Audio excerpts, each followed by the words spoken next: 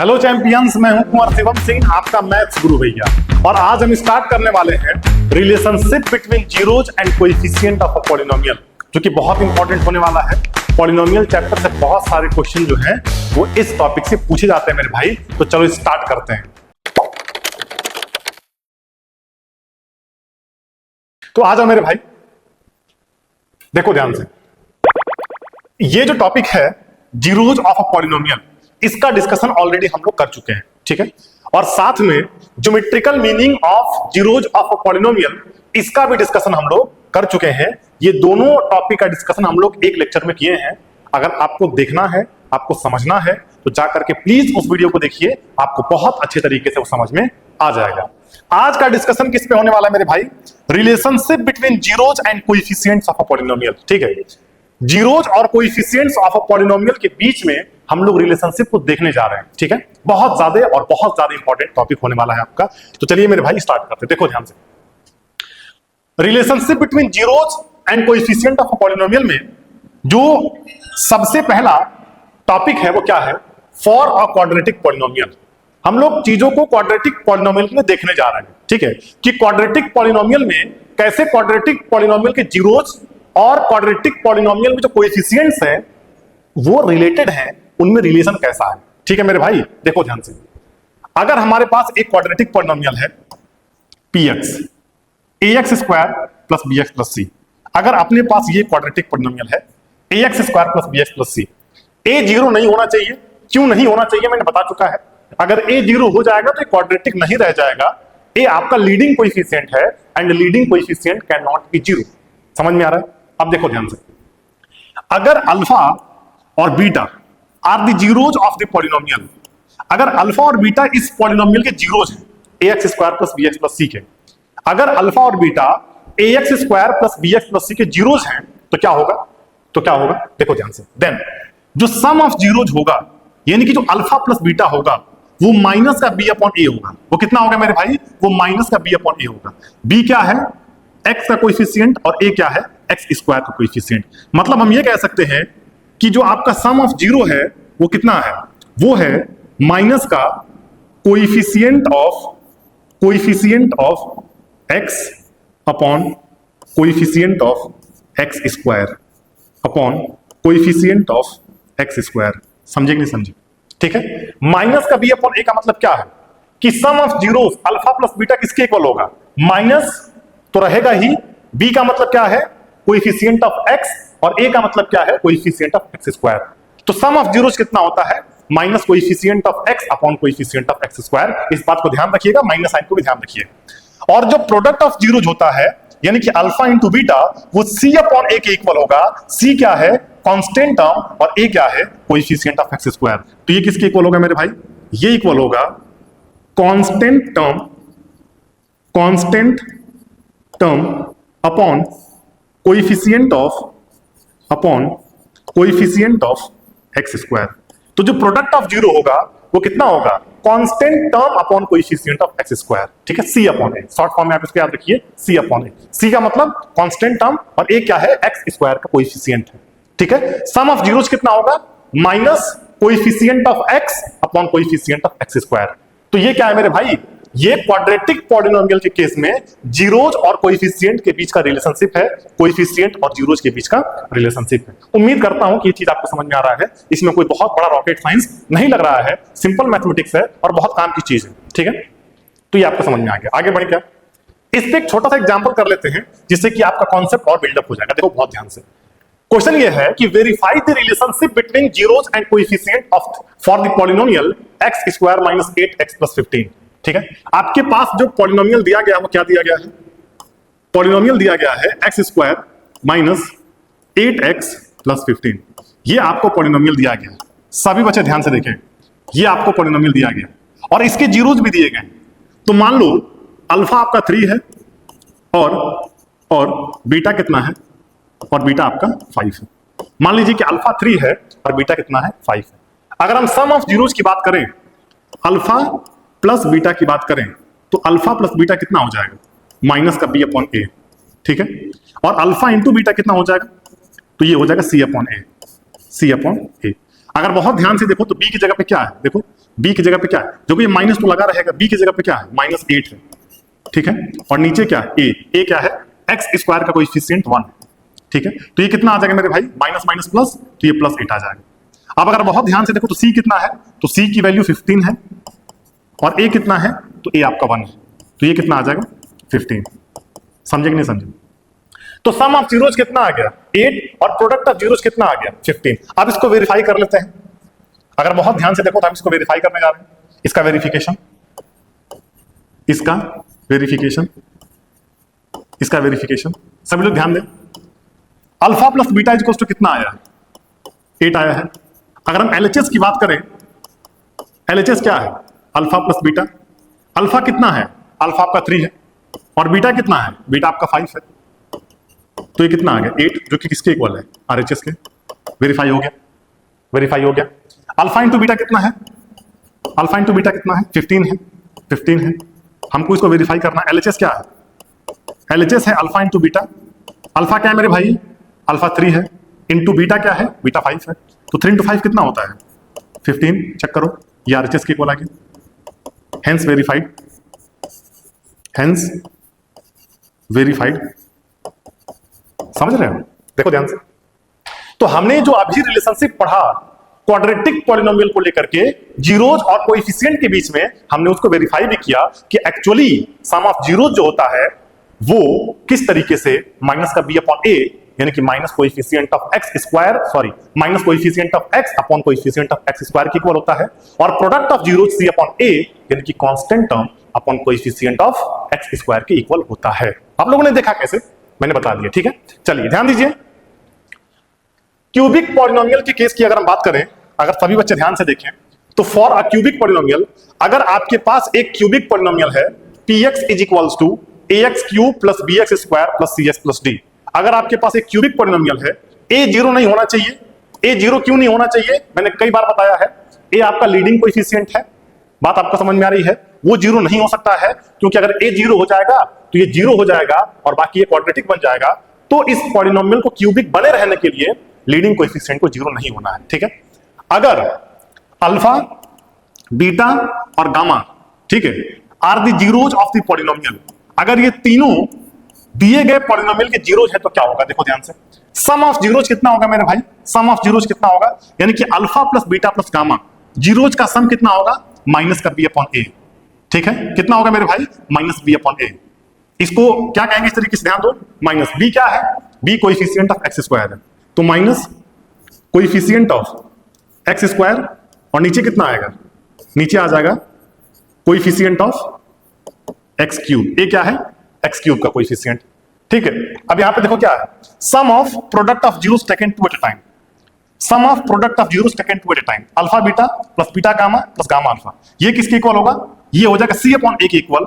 इसका मतलब ये किसके इक्वल होगा, कोएफिशिएंट ऑफ सी क्या है, अगर हम सी की बात करें, ध्यान दो, अगर हम सी की बात करें, सी क्या है, सी है कोएफिशिएंट ऑफ एक्स, सी आपका जो है वो एक्स का कोएफिशिएंट है, और ए क्या है कोएफिशिएंट ऑफ एक्स क्यूब, तो ये किसके इक्वल हो गया, ये किसके इक्वल हो गया, ये हो गया coefficient of x upon coefficient of x cube. क्या है, sum of product of zeros taken two at a time, ठीक है।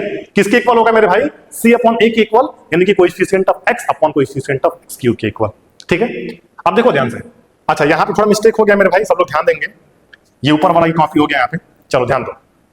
प्रोडक्ट ऑफ जीरोस का मतलब क्या है, alpha into beta into gamma, समझे, alpha into beta into gamma, product of zeros alpha into beta into gamma, तो ये होता है minus minus d upon a. क्या होता है मेरे भाई, minus d upon a. D क्या है, कांस्टेंट टर्म, तो कितना होगा ये माइनस का constant, minus constant term upon coefficient of x cube, समझ में आ रहा है। तो प्रोडक्ट ऑफ जीरोस कितना हो जाएगा, माइनस का डी अपॉन ए, यानी कि minus constant term upon coefficient of x cube, समझ में आ रहा है। देखो ध्यान से, क्यूबिक पॉलिनोमियल के केस में अगर मैं बात करूं, क्यूबिक पॉलिनोमियल के केस में अगर आपके पास कोई क्यूबिक पॉलिनोमियल दिया है, उसके जीरोस दिए हैं, तो सम ऑफ जीरोस, अगर अल्फा बीटा गामा उसके जीरोस हैं, तो सम ऑफ जीरोस कितना होगा माइनस बी अपॉन ए, बी क्या है, कोएफिशिएंट ऑफ एक्स स्क्वायर, और ए क्या है, coefficient of x cube. Sum of product of zeros taken two at a time, यानी कि alpha beta plus beta gamma plus gamma alpha, ये c upon ए के equal होगा। सी क्या है, कोएफिशिएंट ऑफ एक्स, और ए क्या है, coefficient of x cube. Product of zeros जो कि है alpha into beta into gamma, वो किसके इक्वल होगा, minus d upon a. D क्या है, कांस्टेंट टर्म, और ए क्या है, कोएफिशिएंट ऑफ एक्स क्यूब। उम्मीद करता हूं कि आपको समझ में आया। ठीक है मेरे भाई, बताइए। तो एक हम लोग एग्जांपल इसमें भी कर लेते हैं, ताकि ये जो कॉन्सेप्ट है वो आपको अच्छे तरीके से क्या हो जाए, समझ में आ जाए। देखो ध्यान से मेरे भाई, verify the relationship between zeros and coefficient for the polynomial which zeros are 1, 2 and 3। आपको जो पॉलिनोमियल दिया गया वो क्या दिया गया, देखो ध्यान से। जो पॉलिनोमियल px दिया गया है वो क्या दिया गया है, x cube minus 6x square plus 11x और माइनस 6। ठीक है, ये आपको पॉलिनोमियल दिया गया। ठीक है, इसके जीरोस क्या दिए गए हैं, इसके जीरोस क्या दिए गए हैं, 1, 2 एंड 3। तो हमने 1 को अल्फा कह दिया, हमने 2 को बीटा कह दिया, और हमने 3 को गामा कह दिया। समझे? तो अल्फा बीटा गामा आपको दिया गया है। अब अगर बहुत ध्यान से देखो तो सम ऑफ जीरोस यानी कि alpha plus beta plus gamma कितना होगा मेरे भाई, बताइए। तो ये हो जाएगा माइनस का coefficient of x square upon coefficient of x cube. अब एक्स स्क्वायर का कोएफिशिएंट कितना है, माइनस का 6, और एक्स क्यूब का कोएफिशिएंट कितना है, प्लस का 1। तो ये कितना आ गया, 6 के इक्वल आ गया। क्लियर है? अगर sum of product of zeros taken two at a time की बात करें, यानी कि alpha into beta plus beta into gamma और प्लस गामा इंटू अल्फा, अगर हम इसकी बात करें तो ये कितना होगा, ये होगा कोएफिशिएंट ऑफ एक्स यानी कि 11 और अपॉन ध्यान दो भाई, कोएफिशिएंट ऑफ एक्स कितना है 11, और अपॉन नीचे कितना आएगा, कोएफिशिएंट ऑफ एक्स क्यूब जो कि 1 होगा। तो ये 11 के ही बराबर आ जाएगा।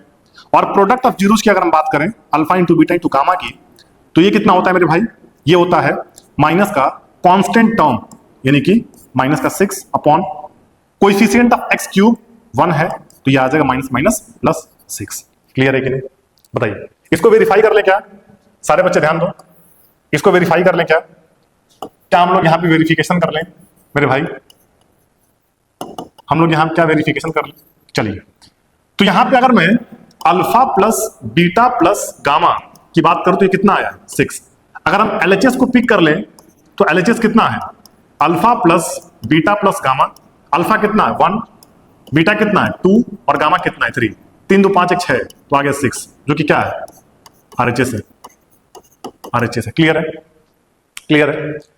अब देखो सेकंड थिंग्स क्या है, alpha into beta plus beta into gamma plus gamma into alpha.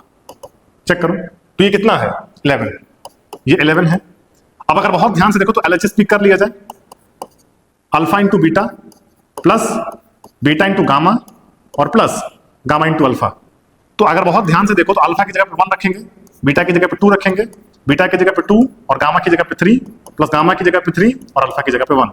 तो कितना आ गया 2 प्लस 3 2 6 और प्लस 3, तो 5 प्लस 6 कितना आ गया 11 आ गया। चेक करो, यही क्या है, यही आपका आरएचएस है। क्या है, यही आरएचएस है। तो सेकंड वाला जो है वो भी वेरीफाई हो गया। अब क्या बचा है, alpha into beta into gamma. अब अगर बहुत ध्यान से मेरी बात को समझिए तो इसकी बात कर ले क्या, alpha into beta into gamma, ये कितना दिया हुआ है, कितना आया है 6 आया है। अगर एलएचएस की बात करें हम, अगर एलएचएस की बात करें तो एलएचएस कितना है, alpha into beta into gamma. अब अल्फा कितना है 1, बीटा कितना है 2 और गामा कितना है 3, ये कितना आ गया 6, जो कि किसके इक्वल है, आरएचएस के।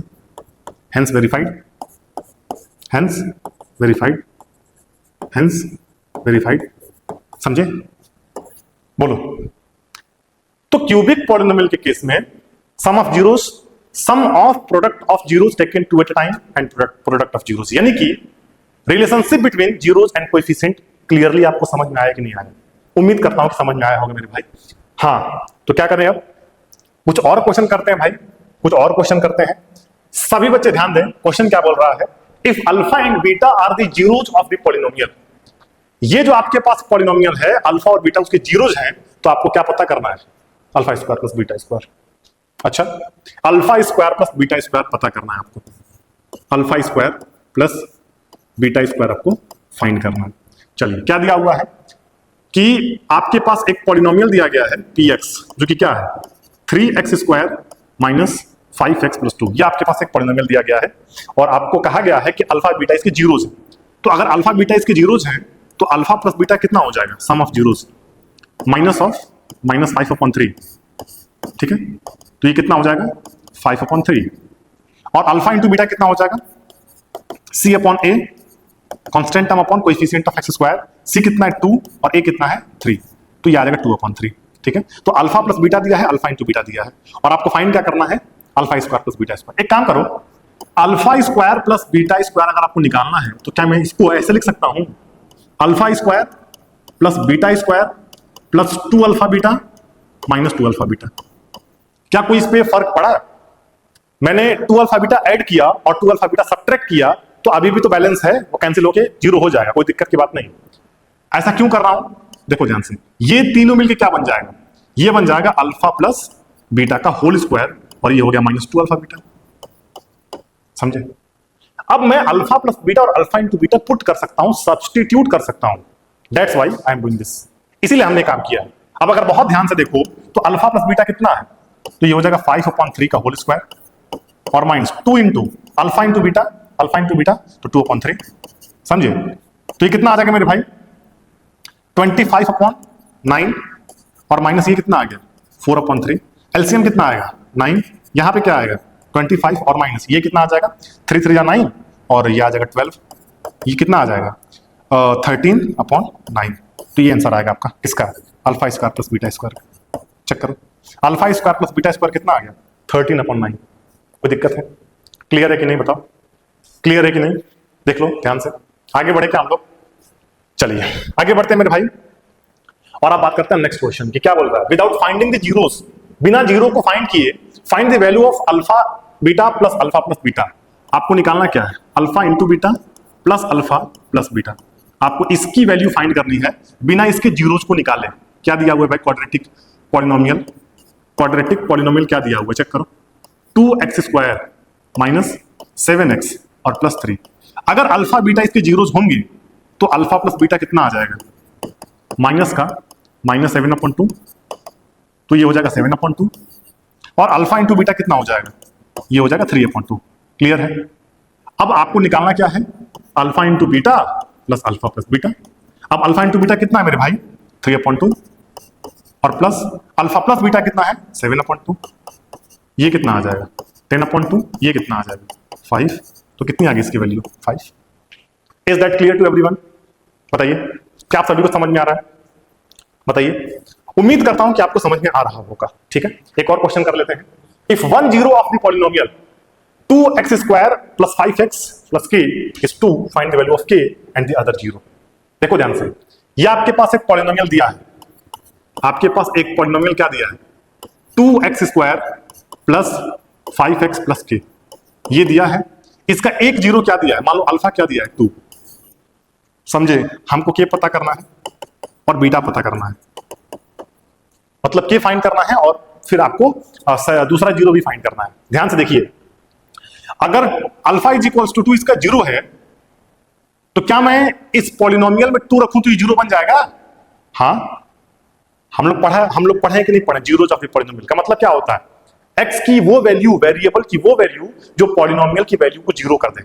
समझे कि नहीं समझे? तो इसलिए बोला क्या है, if one zero of the polynomial this is 2, मतलब इस पॉलिनोमियल का एक जीरो 2 है, तो हम इस पॉलिनोमियल में x की जगह 2 पुट करने जा रहे हैं। तो कितना हो जाएगा 2 इंटू 2 स्क्वायर प्लस 5 इंटू 2 और प्लस k, तो ये जीरो बन जाएगा।